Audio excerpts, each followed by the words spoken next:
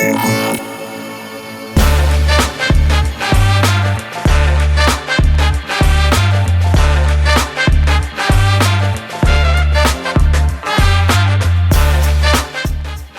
and welcome to the Sober Freedom Podcast.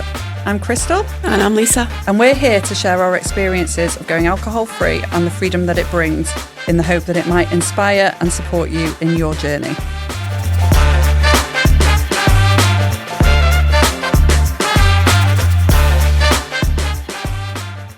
Hello and welcome to the Sober Freedom Podcast. I'm Christal. And I'm Lisa. And we've got a very exciting guest for you today. So today we have Catherine Millan, who is the founder and company director of Be What You See Consultancy. And spoiler alert, she's also my fiance. So, Catherine, would you like to tell us a little bit about yourself? Yeah, of course. So, hi, thank you so much for having me on. Right. It's been quite a journey in terms of becoming alcohol-free. So I was really excited to kind of come and speak to you both about it today, and obviously doing this with Lisa as well. But yeah, my name's Catherine. I'm the founder and company director of Be What You See Consultancy. We're an equity, diversity and inclusion training company. And I started the company mainly because I specialise in, or have had a career working in workplace discrimination, hate crime prevention, and just more broadly working in that space of EDI. I'd never been an entrepreneur before I started the company, so that was one of the reasons why I decided to become alcohol-free, because basically I just couldn't burn the candle at both ends, and my company grew quite quickly. We're nearly 3 years old, and it went from me at my kitchen table to now 15 people.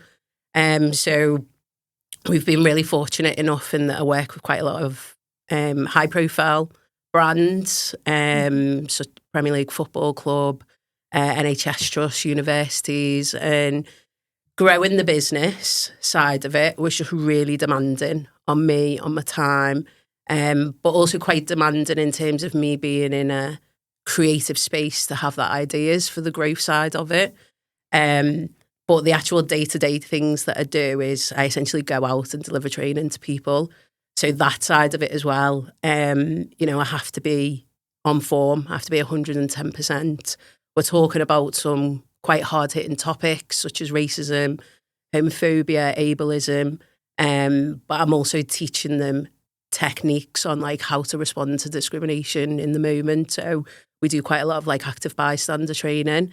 So it's been quite demanding over the 3 years to get the company where it is. And yeah, that was really the main reason why I kind of decided to give up alcohol, because it was just affecting it and affecting me as well. But I was just really passionate about, if I'm going to do this, I want to be successful and I want to be the number one training provider in the country. So it was like, okay, what do I need to do to get to that? So enabling you to sort of perform at that highest level, would you say? Yeah, definitely. And, a lot of entrepreneurs that I've spoken to and I've kind of got advice and guidance off, a lot of them always talk about how it's quite a lonely experience, especially if you're the only founder, you don't have a business partner. And a lot of them talk about you have to go through this journey of self-development. So I'm at the point now where I know my business is only going to be successful if I'm looking after myself. Mm-hmm. And that's why things like alcohol, being more healthy with food, being more cautious about who's in my circle of people is really, really important to me now at this stage in my life. I also have ADHD and dyslexia. So having ADHD and alcohol basically just don't go together, in my opinion. I found that quite a lot of my symptoms were exacerbated like the day after. Mm-hmm. So I suffer quite a lot with things like I've got a poor working memory, I'm time blind, so I've got no concept of time really. Mm-hmm. And just the next day, getting through the day was just so much harder than it needed to be because of alcohol. So yeah, it was just really a combination of things over the 3 years. And obviously, being with Lisa, seeing her do the journey, I think it filled me with confidence that I could do it, and you could still have like a happy and fulfilled life without alcohol. And I wanted to be my best version for her, and waking her up at 3 a.m. drunk because I forgot my keys is not necessarily my best version. So it was something I initially decided, and then I seen the benefit that was also having on our relationship. So we went through the journey together, didn't we? Yeah, just on that, explain to us how you found that initial kind of process from making the decision to function alcohol-free from the start to actually get into that point where you were like, right, I am alcohol-free. Like, was there a period of stop-start, or was it like cold turkey? How did that I think happen? there was a good couple of months where the hangovers were getting too much. And what I mean by that is the hangovers were getting too much mentally. So I would suffer with really low moods. And it was getting me to a place where I was like, I don't want to get up, or I wasn't seeing the kind of positive sides of maybe some of the hurdles I was going through with the business.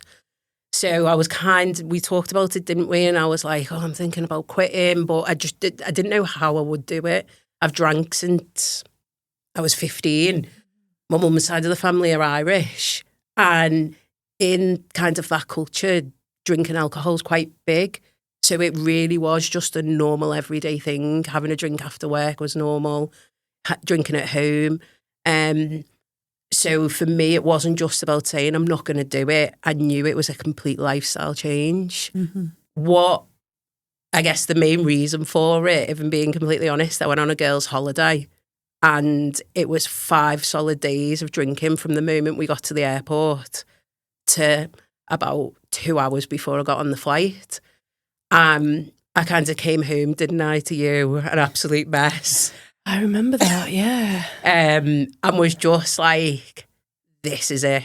Because what I had to do was I organised the holiday, and then I think I booked an additional week off to recover. Right. And that week off to recover from a holiday, I was like, I've just spent actually 2 weeks doing this. And then the days that I had off afterwards, I was like in bed, didn't really get anything done and productive.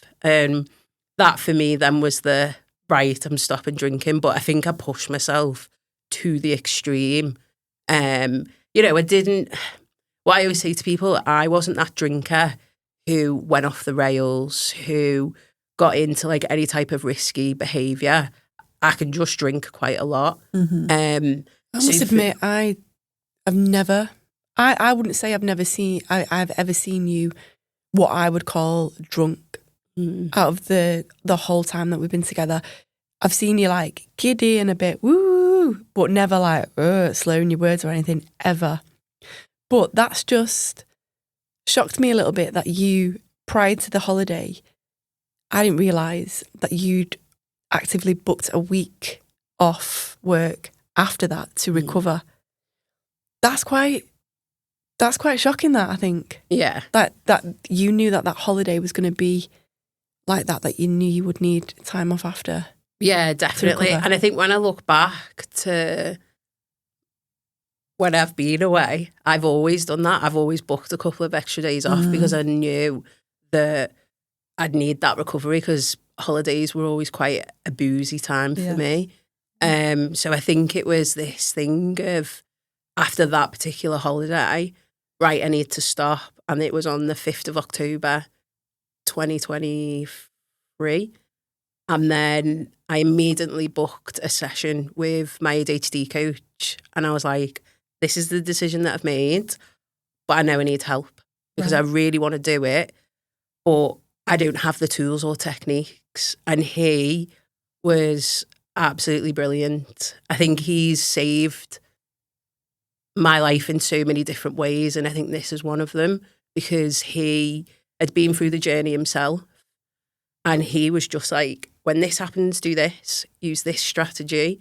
When you're thinking about this, and all of it worked. Amazing. And it wasn't like, it was almost like take it day by day. Because I was like, I want to do it because it was October. So he was basically like, if you can get through Christmas, you can definitely do it. And I was like, oh yeah. So then got through Christmas, and then January we were like, let's just go the full year, Right. which was amazing. So even at that point, like you'd got through Christmas, you weren't thinking, were you thinking it is forever, or were you thinking a month, another month? Yeah, good. To be honest, it's just really hard. So it was, how I describe it to people is, you've got to put the work in to become sober or to become alcohol free. And what I mean by that is there's quite a lot that you go through mentally, I think. And there's certain things that if there wasn't a strategy, I think I would have reverted back. So for me, I've always been quite a social drinker. So I love going to the pub, watching the football, things like that, going out with my mates. I had to sit down with them and say, listen, I'm not drinking. I need you to respect that. And when we're in the pub, I need you to not just buy me a pint and put it in front of me because I'll drink it. I need you to not have banter and jokes and be like, oh, go on, just have one. I need you to be supportive. And how did they receive that? I think at first they were just a bit like, oh, right, okay. Because I'm always the most social. I'm always the one there. I'm the one organising the after party. So I think it was a big shock for them. But I think because they'd seen the journey that I'd been on growing the business, they were just really respectful because they were like, yeah, we get it because we get what you're trying to do. And then I think it's been a process of them learning as well, because on top of that, it came, oh, can we go and do something fun or an activity? I don't want to meet and just go to bars. But then it actually transpired to that they love that as well. Okay. So now when I go out with like my old uni mates, we'll go to a show, we'll go to, we've been to like shooting, axe throwing, all stuff like that. So it almost has taken the emphasis off alcohol, and it's actually give us more time to catch up properly and get together. Quality time. Yeah, definitely. Amazing. Yeah. I think there's so many more, like, there are other fun things to do, but when the pub is always like the default area to go to, it's hard to think of them, isn't it? But then when you stop, it opens up this whole new world of things that are actually possible. Yeah, definitely. Excuse me. And I think for me, it's the lifestyle, isn't it? And then what it made me realise is that I actually don't really do anything but drink. So I play softball, I go to work, and then I drank, and that was it. And then seeing family and friends, but that always involved drinking. So for me, then it was, what am I going to do to fill my time? What fun things can I do that don't involve alcohol? And that was a really hard process to go through, because the whole ecosystem, I think, of Britain is built on alcohol. So there was always an opportunity to get it. A lot of activities that I was used to were kind of centred around it. And then one thing that really helped was I joined loads of groups on Instagram and reached out to a few people. At that time, Carl from a bar called Love From had just opened. Oh, yes, yeah. Yeah, so I remember we were in ours, weren't we? And I remember seeing like a video of it, and I literally cried because I was like, oh my God, there's an actual bar that I can go to. Because I was missing going to the pub. I love going to the pub with your mates, having a drink. It's like, we use it as like therapy. Do you know what I mean? So that was really, really hard. So when places like that opened, and I went a few times, went to a couple of his events, it was really good, because then I was like, oh, I can do this and I can be in these spaces. And then I started buying loads of non-alcoholic beer, didn't I? Yeah. I think I've gone through like every brand. So I was just like, I want it to taste nice. But then it was good, because then I would go into places and I'd still be able to have a pint, but it was a pint of Lucky Saint. Yeah. So in my head, I'm still included. I'm just the one who's not drinking. And I think when you've got like that drink that looks like everybody else's as well, you get less of the challenging behaviour, because people just see that and don't challenge it. But it's look, the Love From bar that you mentioned there, that was an alcohol-free only, wasn't it, in Manchester? But it was a pop-up, and sadly it's not there anymore, is it? But I feel like that was maybe a bit ahead of its time. Like if it would have opened a bit further along, it might have. I think been it's interesting, isn't it? Because I think there's a space for it, but I think what's hard is that when you become alcohol-free, you stop going to pubs and out for drinking. I certainly have, and the people that I've spoke to. So I think to be able to have that as like a successful business, I think you'd have to be really strategic on, because all of the events there, they were always like fully booked and stuff like that. But, you know, it was right bang in the middle of like Manchester city centre and things like that. So I think, and even when we'd go, we'd only probably buy 2 or 3. Yeah. Well, I'd buy probably 2 or 3. You'd probably only buy 1 drink. Do you know what I mean? Whereas when before that, I could do like 5-6 pints.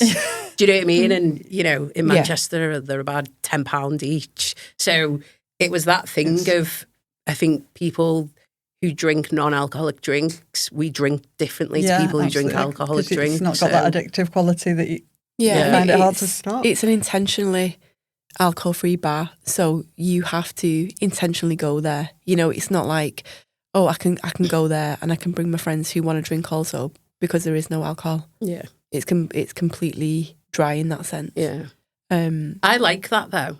No, I did like that. I like it. It's a unique selling point for it. But again, to Christal's point, probably ahead of its time as well. But I can see, like, definitely as this movement grows, it become more popular. And I mean, it did go from, I think it extended by about 4 months. I think it stopped in April, and I think it was only meant to be till December, I think. So we went a couple more times, didn't we? But no, it's good, and Carl's great, and and he's kind of built a community that now then I'm part of.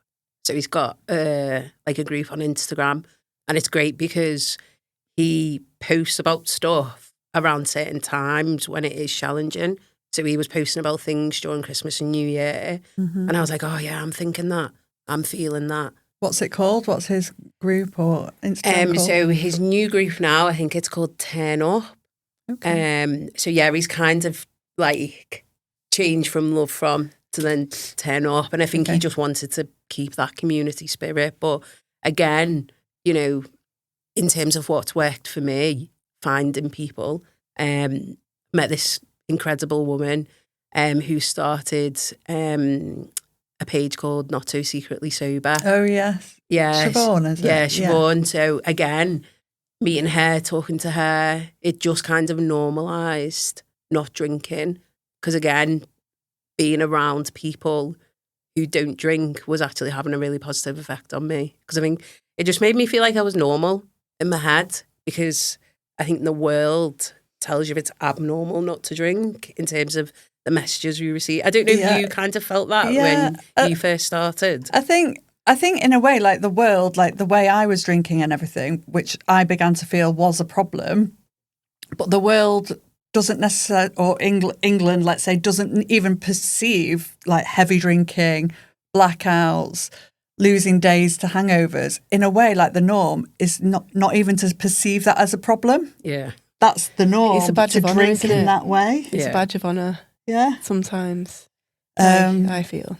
Yeah. And I think only when you step away from that can you really clearly start to see how it actually is, and that there is another way to life, and that we're numbing all of this stuff out with alcohol. But it's not even seen as a problem, I find. Definitely. And one of the things that I did that really helped was I downloaded an app called Reframe. And that was really good because I was like, I want something to track. So you do like a daily tracker. I'm on 13 days, I'm on 3 months. But within that, you could learn about, they had like all different modules you could do. So in the process of giving up alcohol, I also learned about what it did to me and how it affected my body, how it affected me in relation to having ADHD. And that then also became a reason to stop. And I think it really shocked me, didn't me? I always used to have conversations with you and be like, oh my God, did you know that now my body after so many days will be completely free. Now I'm going to feel like this, and now I'm going to have more. And I didn't have that awareness of how much alcohol actually affected my body, from like sleep, skin, just loads of things that I think people just don't genuinely talk about. But for me, it was also encouraging to see you go through this process, which was difficult, but then also get excited about, oh my God, like if I carry on for 2 more days, that will mean that my system is completely blah, blah, blah, or my skin will be, or I will have prolonged my life. And it's like you're getting giddy about the body's natural like processes. Like, guess what? If I don't put this poison in, this will happen. And it's when you look at it like that, it's so like black and white. But because we don't look at it like that, because it's so integrated into our daily lives and our routine and society and culture, it's like, wow, give yourself a pat on the back for doing something that's going to help you, doing something that's going to be healthy. But for me as a partner, it was great to see you get excited about this, because I feel like that helped you kind of maintain that journey and keep you going, especially at times when it was particularly difficult. Yeah, definitely. And I think it's quite interesting for me, because there was a lot of reasons to stop. So the business, managing, my mind and the way that works. And then I think showing up for you as a partner. And I think I got to a place where it'd be like, actually, it's really selfish for me to go back. Mm-hmm. So I'm quite driven by other people, if that makes sense. And I do, getting quite deep, like I do believe that everybody's got a purpose and we're here to kind of serve in some way. So for me now, the way I think about alcohol, it's quite a selfish thing for me to do. And there is an element where I feel when I'm hungover, or if I ever did go back to drinking that way, I'd be letting people down. And the guilt from that was just, it's too much. And I've had some of my best and most creative ideas in the past year. I've got some of like my dream and biggest clients that I've ever got. So for me, it's like the universe is telling me like, this is the right path for you now, and look at the success that you're getting from it. And yeah, so I think I'm just at a place where I feel more comfortable with it. But this Christmas, the build up to it, I was talking to you, wasn't I, about what's the next step? Because I think once you reach that first milestone, which was a year, I had a bit of a freak out, and I was like, what's next? What are we doing? So I met with my coach and I was like, what's the next goal? And he was just like, whoa, like, doesn't have to be a goal. What do you want to do? So he kind of left me to go away and think about it. And then we started having conversations, didn't we, about, well, what if I tried like having a pint again? Should the goal to maybe just be only have 1 or 2? Your sister has like a rule, doesn't she, where she only drinks 2 alcoholic drinks and then goes back to... So I was kind of dipping my toe back into what is next. And it was hard because everybody who I know that is completely sober, alcohol free, they're like, oh, I can't go back because of the risky behaviour and I think because I was never that person. Right. It was then this horrible battle in my head of, and I think it was just maybe some of my demons creeping back in to be like, go back to drinking. I guess once you've been like a year down the journey, you can forget some of those reasons why you were doing it in the first place. I think through our, sorry to cut in there, I think through our conversations though, what we kind of came to arrived at the kind of conclusion was, what's the reason behind you potentially wanting to have another drink or like to start again?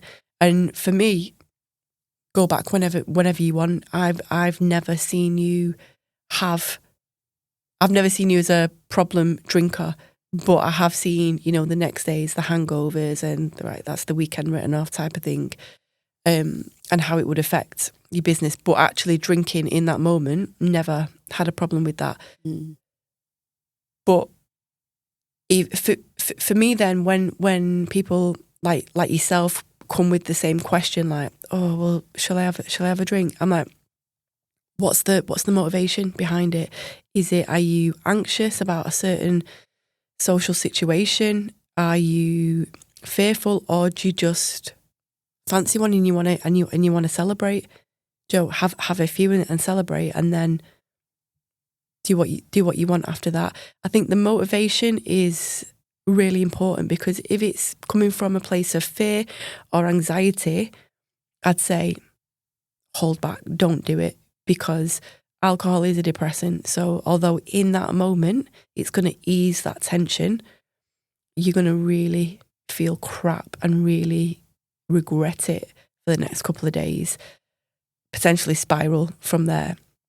But if it's like, no, I'm happy now, and I want to celebrate, and I want to kind of like let loose in this situation, and I feel comfortable and in control, go for it. If you feel like you can handle that, then I'm not opposed to that. I think it's only when it's to kind of mask a feeling of fear, anxiety, uncomfortableness, you're taking, like, not you personally, but in general, you're taking 10 steps back. Yeah.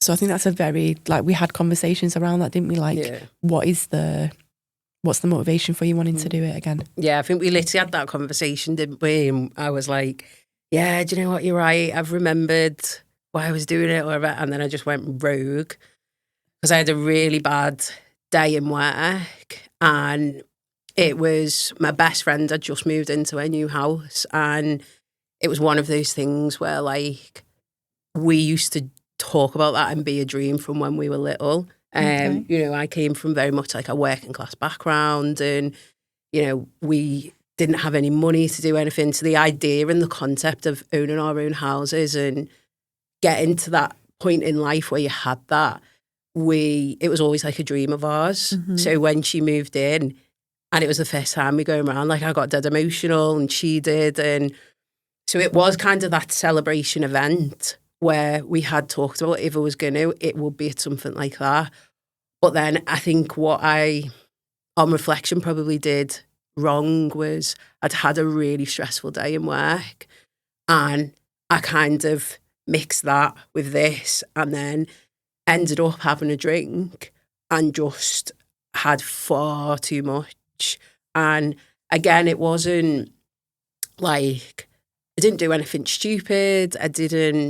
I got drunk, but from like 12 o'clock at night through till 5 a.m. in the morning, I was like horrifically sick. Yeah. And I remember waking up and just the regret, the physical symptoms that I had were so overwhelming. Your body's not used to it, is it, after all that time off? Absolutely. And I think because we'd had the conversation, I didn't feel guilt I've let Lisa down, I've let anybody down. My close friends knew that I was kind of at a point where I was like, do you know what, the next goal might be just to have one or two, or at weddings or whatever. But then I think doing it in that setting with my best friend, you know, and her partner, it kind of was a bit of a safe space to kind of test the water. Mm-hmm. And I woke up the next day. Luckily, she's a nurse. So she was like, drink this, take this, eat this.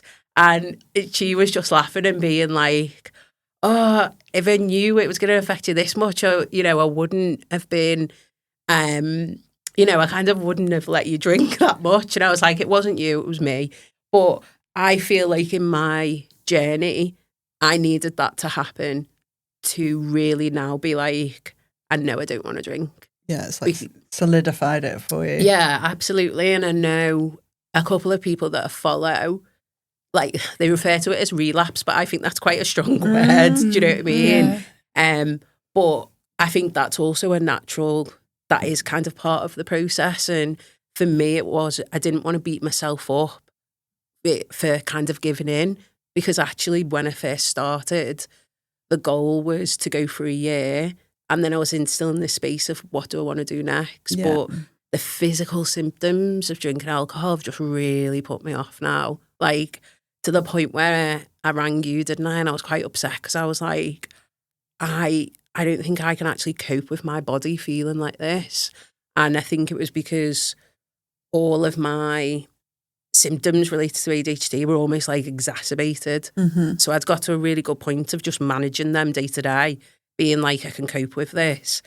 To then that next day, I was just like a whirlwind, wasn't I? On top of like feeling physically sick. So one of the reasons you stopped was obviously because of the ADHD symptoms being exacerbated the next day. And even after that one night, like, was it straight back to how it had been? Absolutely. So giving you example things around, like, because ADHD affects like your working memory. So I will forget things quite easily. From like Lisa will say, oh, Catherine, go and get me this. I'll go upstairs and I forgot what it is. And I know some people can do that, but for me, it's every day, every hour, every minute. So I have to use kind of strategies at home and in work to almost compensate for the fact that's how my brain works. And when I'm hungover, it just feels like it's like 10 times worse. So I end up just having to kind of go to bed or not even like move, but then the racing thoughts are also magnified as well. So the way in which I describe it to people, like, I'll get up in the morning and it's like Piccadilly Circus. I take medication, and what that does is it just slows down all of the thoughts and helps me to just focus on one thing. But alcohol kind of does the opposite to that.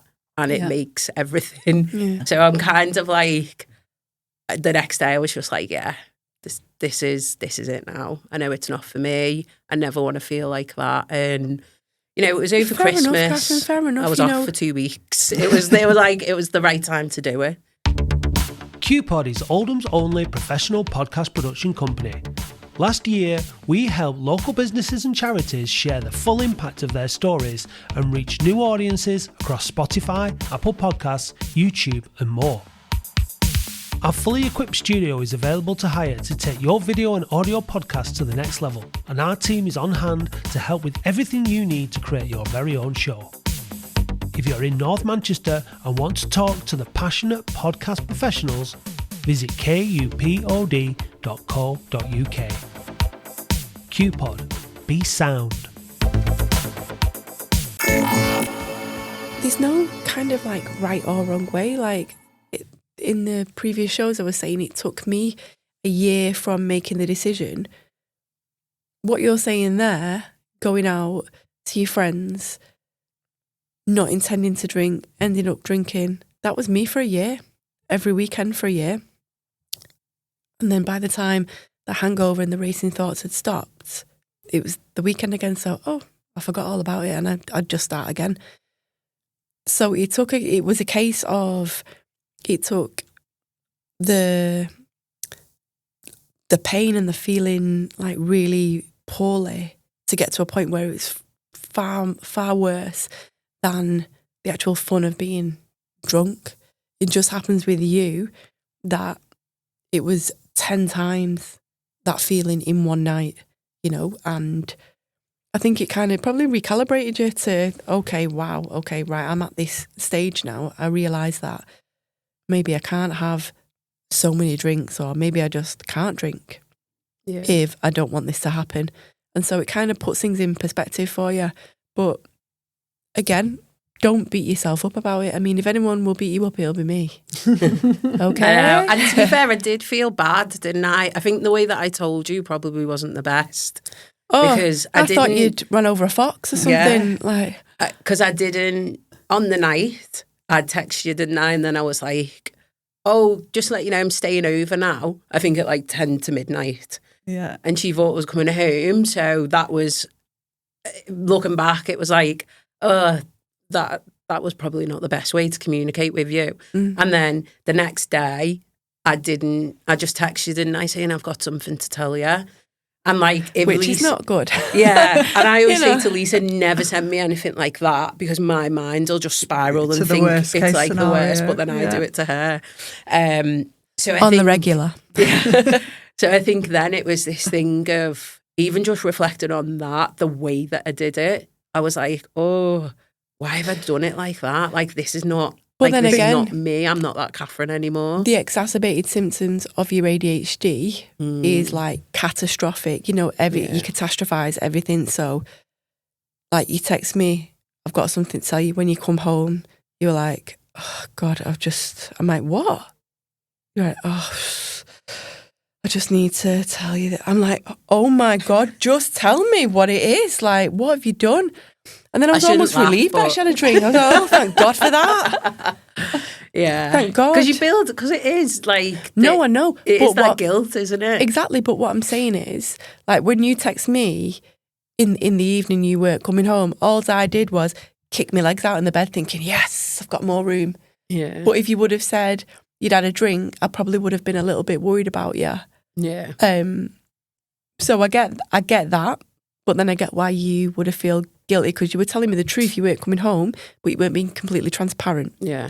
So I'm gonna be honest as well. I'd also like had a lot to drink, so I couldn't like. Do you know what I mean? It wasn't even a case of like there wasn't even a thought process. I'm not gonna tell you I had a drink. I just knew because we've like had disagreements before. I know you always like me to tell you if I'm coming home or not. Because sometimes, you know, I'll go out, like I'll stay with my family or whatever, and I'm the type of person where it's like out of sight, out of mind.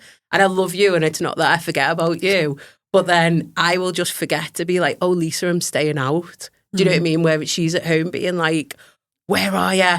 Why aren't you coming? And then, but not in like a possessive way. It's just more. No, I just want to know you safe. Yeah. I just want to know you safe.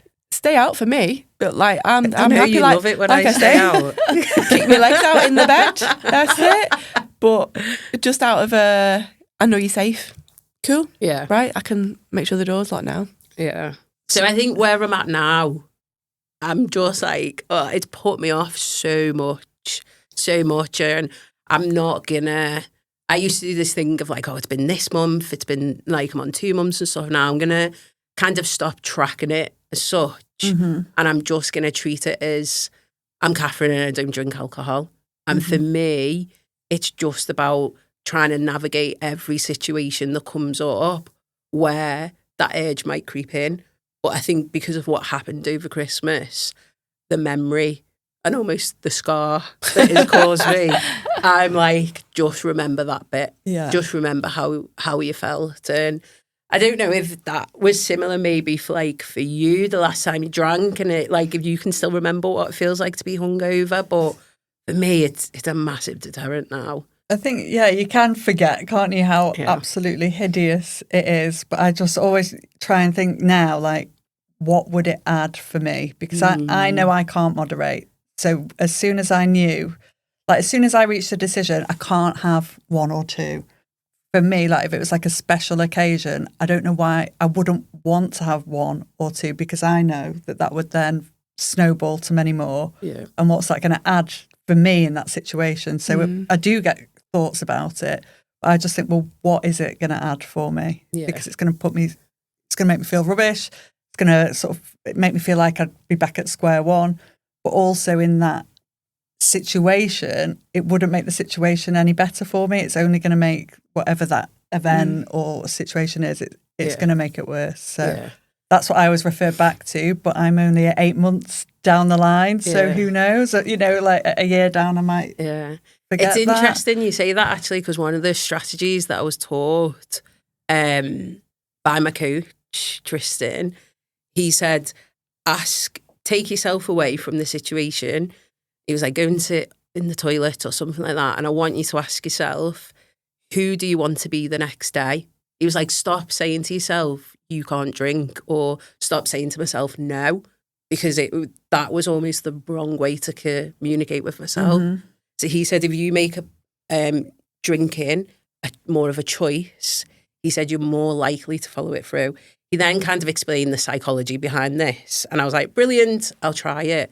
So whenever I was in a situation, I'd take myself away and I'm like, right, do I want to be hungover Catherine tomorrow, or do I want to be sober? And again, linking back to work, there was always something I had to do the next day that was important unless I had book time off. So it was kind of like, actually, I want to be sober, Catherine. But that whole strategy just completely changed my mindset. And I did it like a few times when we were out with like friends and stuff. I'd literally go to the toilet. God knows what the person next to me was thinking in the cubicle, because I'd be like, who do you want to be tomorrow? You know what I mean? Like, sober Catherine or hungover Catherine. But it really did work. And I think that's why it just shifted my mind completely. Yeah. Where I probably struggle now is stuff to do with like being an entrepreneur. So I have to go to events and stuff like that. That can sometimes be a struggle, because I think I did use alcohol sometimes to socialise. So in my head now, if it's something to do with work and it's going to like involve alcohol, in my head it's a sales pitch.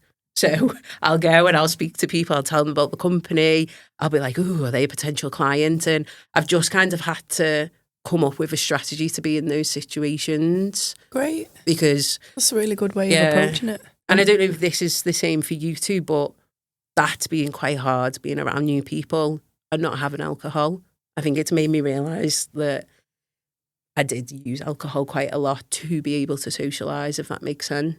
I think it's like going back to what you said before about sort of like, what did you say? Something about like selecting who is in your inner circle and who you spend that time around. Yeah. I think certainly like if I was drinking, I'd be less selective, because I know it would be an opportunity to go out and drink. Yeah. And I started to realise it would be more about the drinking than the people necessarily who I was with.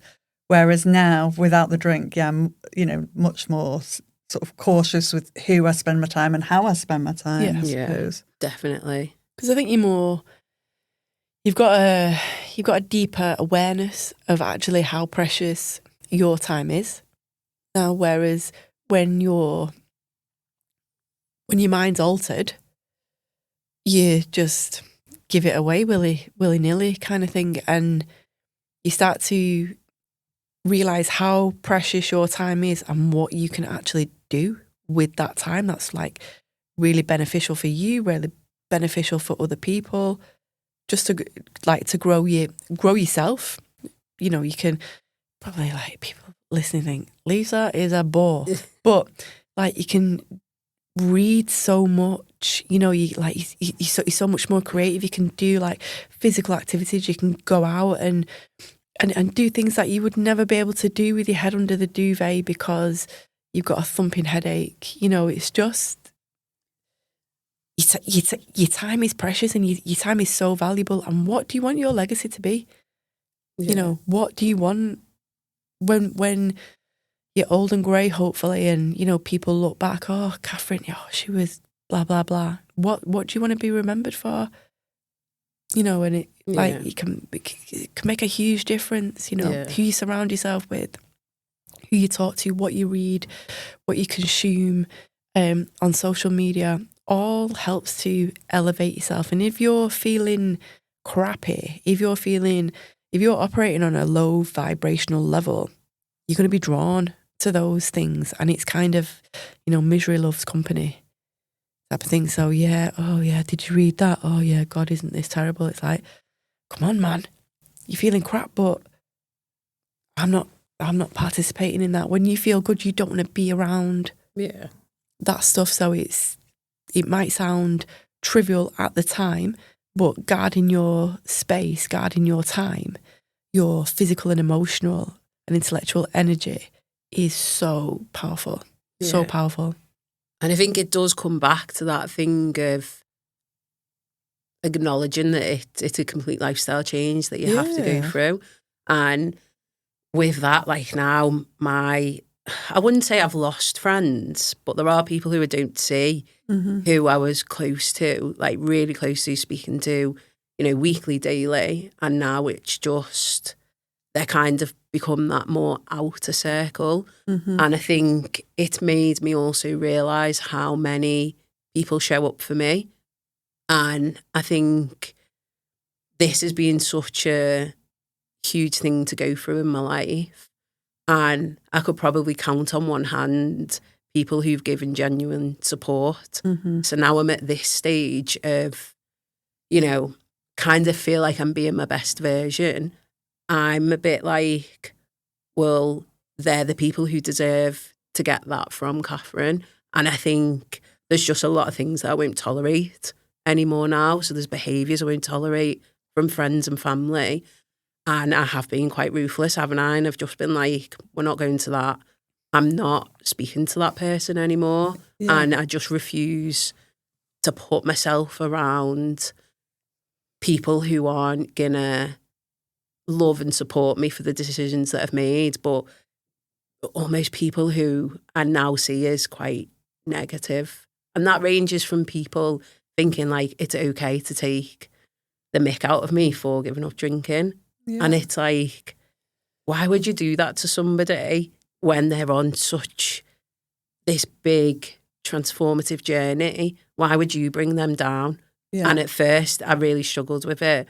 But now I look at that person, I'm like, that's more about you than me. Absolutely. Do you know what I mean? Yeah, But then you just get to a absolutely. point where you're like, I actually don't want to socialise with them because they're not supportive. And I think when you've like obviously gone through the becoming alcohol free, it's a really tough, hard thing to do. And you're sort of already setting boundaries for yourself, aren't you? So like you said, like that personal growth, you're setting a boundary to say, no, I'm not going to drink. And then it makes it easier to say no to other situations or other people, to be able to say, well, yeah, your behaviour is a reflection of you know, their behaviour is a reflection of them, not of you. And it's easier to sort of start to say no to those situations and no to those people. Yeah, I was going to say, I don't think you've been ruthless. I think you've set boundaries. Yeah. And I think people have been so shocked, like, oh, right. And it's like, not even a big deal, the boundaries that you're setting. Just respect the fact that when we go out for a meal, no, I'm not going to have 3, 4, 5 pints. Yeah. That's cool, no? Yeah. That's all right, isn't it? But the fact that you don't they take that personally, but you've set that boundary, it's not a big, on the scale of it, it's not a big deal. Why should that be so offensive to them? You're not affecting their experience. You're not affecting their drinking. It's just not for you. Cool. Yeah. And I think I'm like, again, when I look at the reasons why I've done it, it really does make you then, I feel like I've kind of evaluated my whole life. Like, honestly, these past 3 years, I feel like a completely different person from starting the business to, you know, giving up alcohol. They've just been really transformative things that have made me feel a lot more happier with my life. And I think with that, the part of having ADHD, a lot of people talk about being a people pleaser. And it's related to having what we call rejection sensitivity dysphoria. So I guess in the simplest way to explain that is that I will feel rejection a lot more than your average person. And it's like a physical pain sometimes. It's almost like it's like a dysphoria, so like in my head. So giving you an example, if I text one of my friends and they don't text me back for ages, or like they leave it for like a couple of days, I will catastrophize that and be like, they don't want to be my friend anymore, because it feels like a form of rejection. In the way it affects me in work is that I will say yes to everything. So that's what it means by being a people pleaser, even if it's something that doesn't serve me. So I would sometimes go into meetings with a client and be like, yes, we'll do all of this. Give them like whatever they want. And then my team would be like, Catherine, we don't even do that. What are you doing? So then I was like, oh, okay, that people pleasing came out even more with alcohol. So then I was like, actually, not that I was being used by certain people, but then I seen that actually I can be quite vulnerable, and around the wrong people is actually really negative for me. So the people who would be like, when it's time to go home, no, let's go to an after party, and I'd be like, yeah, let's do it. Knowing that, like, actually I've let Lisa down now, coming in at 10 a.m. in the morning the next day, not texting her that I was staying out, now being hungover for work. So when I talk about kind of being ruthless and cutting certain people out, it has also related back to me really doing a deep dive on myself and my behaviours and why almost they happen, like why I've behaved in that way. And I think just not wanting to put up with things from family members and stuff like that, I'm a lot more kind of vocal now that I'm alcohol free, because I'm not like, I won't like, sometimes it'd be like we get into like an argument because we both be drunk and all the truth would come out from me, because it just got to kind of breaking point. Whereas now I'm like, I'm going to remove alcohol and I'm not going to wait until I'm drunk to tell you. I'm just going to have an upfront, honest conversation with you why I don't think that comment's acceptable, or like, I'm not going to put up with that anymore. And so, yeah, so for me, there's been quite a lot to come out of not drinking in a positive way, as well as not doing the physical action. Do you know what I mean? Yeah. But it takes work, doesn't it? It's taken you a lot of work to get to that point. Yeah. And that's what I say to people now who speak to me about it. I'm like, I don't want to paint it as this rosy journey, because it's not. And I think it's quite dishonest, I think, to kind of portray it in that way, because changing your whole lifestyle is a really difficult thing to do.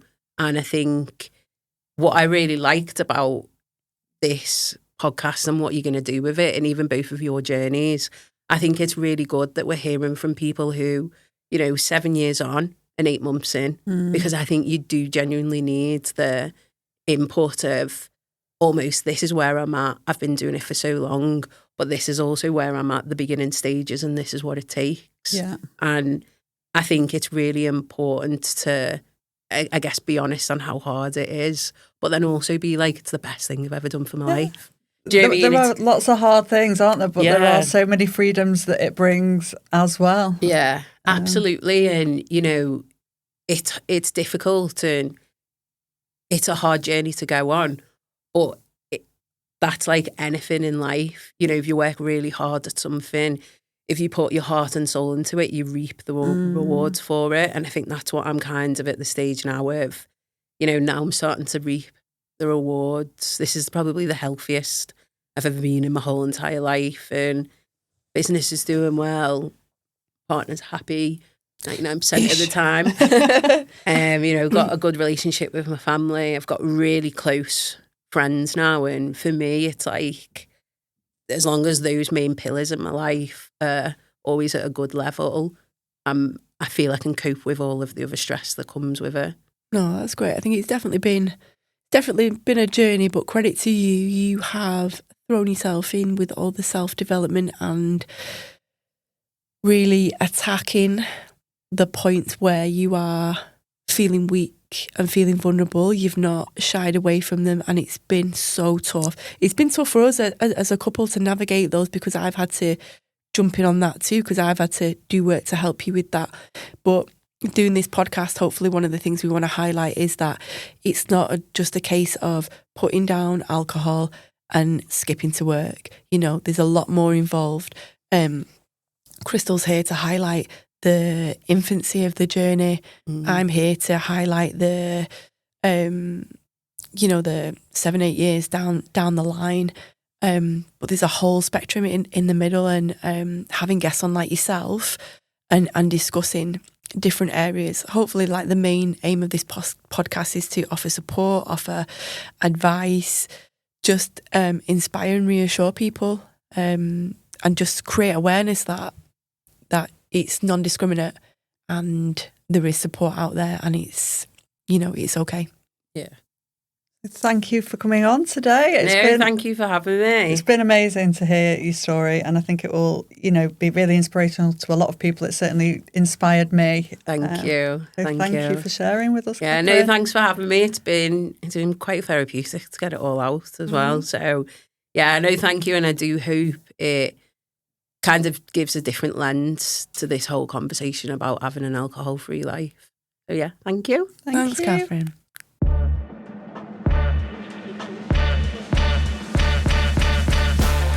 The Sober Freedom podcast is hosted by Christal, Dauncey and Lisa McGinnis. To To leave comments, ask questions and interact with the show, follow @sober.freedom on Instagram. Please also subscribe, rate and leave comments wherever you listen to help us reach more people. The show is recorded at QPod Studios in Oldham and produced by me, Matt Dean, with video production from Eddie Corteen for QPod Productions. For more information, please visit kupod.co.uk.